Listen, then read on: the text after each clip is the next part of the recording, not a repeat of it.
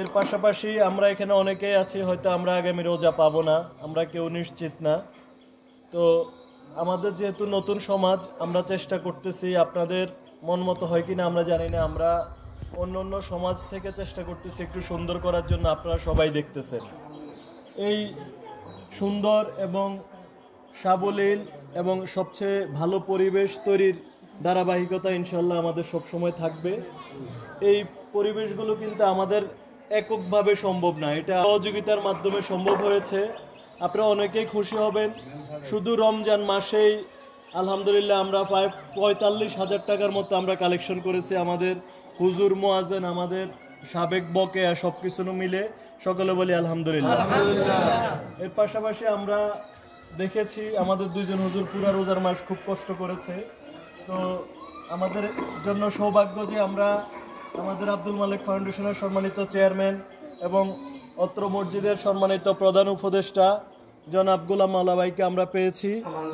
তো আমরা ওনাদের কাছে বিনীতভাবে অনুরোধ জানাবো, ওনারা যারা দেশের বাইরে আছে, আমাদের আব্দুল মালিক জামে মসজিদ নিয়ে যারা বৃহৎ পরিসরে চিন্তা করে, আমরা ওনাদের কাছে আশা ব্যক্ত করব আমাদের এই মসজিদকে মসজিদ কমপ্লেক্সে রূপান্তরিত করার জন্য ওনাদের যেই প্রত্যাশা, যে স্বপ্ন, সেই স্বপ্ন আমরা যাতে আমাদের জীবদ্দশায় ভালোভাবে দেখে যেতে পারি ইনশাআল্লাহ।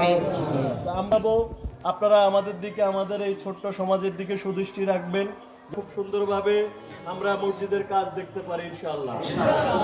তো উনি আছে এক সপ্তাহ, উনি আমাদেরকে এই ব্যাপারে ইনশাআল্লাহ গাইডলাইন করে যাবে যে মসজিদ কিভাবে হবে এবং মসজিদের ভিত্তিপ্রস্তর কিভাবে হবে, মসজিদের ডিজাইন কিভাবে হবে, এই বিষয়গুলো এলাকার আপনাদের এই সমাজের মানুষের সাথে উনি বসে সবার সাথে মত পরামর্শ করে সুন্দরভাবে সিদ্ধান্ত নেবে ইনশাআল্লাহ।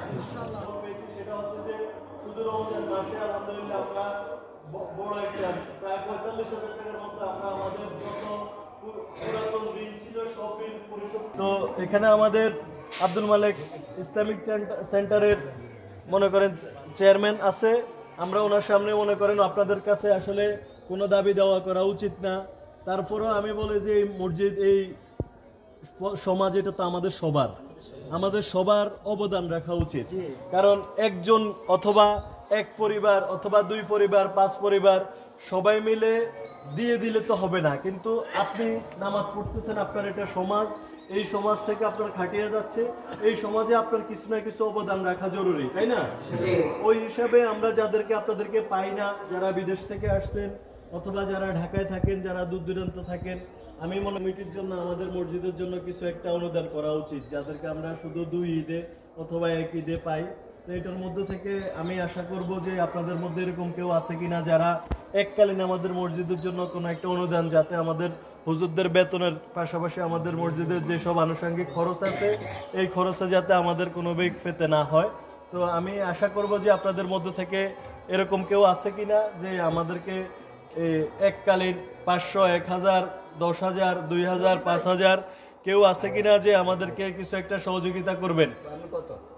আপনাদের মধ্যে থেকে আমাদের নইবে মসজিদের জন্য কিছু একটা কালেকশন করে ফেলুন, একটা কালেকশন করে ফেলুন। আমরা কত